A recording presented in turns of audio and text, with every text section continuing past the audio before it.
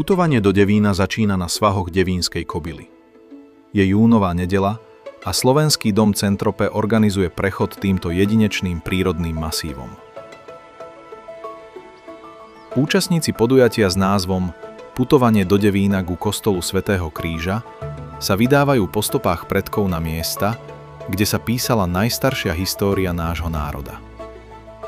Trasa vedie po žltej turistickej značke, cez Dúbravskú hlavicu do chladivého objatia lesa.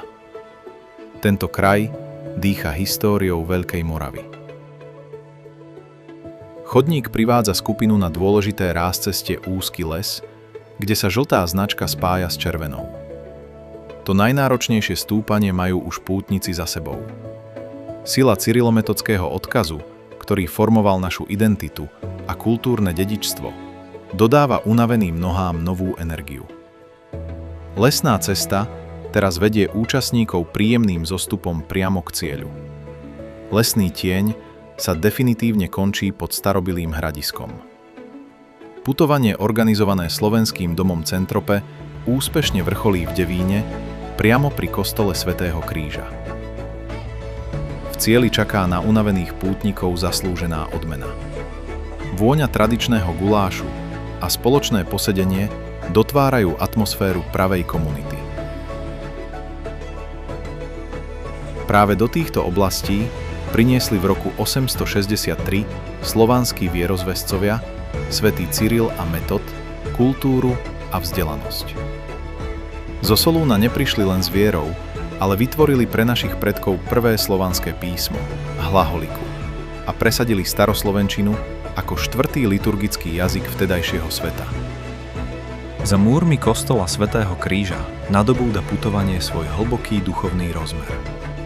Slávnostná svätá omša je venovaná práve odkazu svätého Cyrila a Metoda. V tichu chrámu ožíva ich neoceniteľný prínos pre slovenský národ.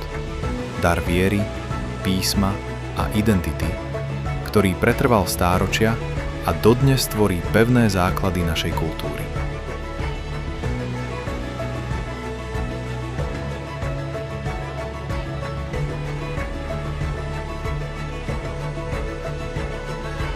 Na záver pútnického putovania boli účastníci odmenení strhujúcim vystúpením svetoznámej gospelovej skupiny The International Gospel Society pod vedením charizmatického Big Johna Whitfielda. Ich energické tóny plné radosti a nádeje rozvibrovali celé okolie Devína. Podujatie Slovenského domu Centrope tak na tomto magickom mieste dokonale prepojilo prírodu, živú históriu, priateľstvo a silu hudby, ktorá nepozná hranice.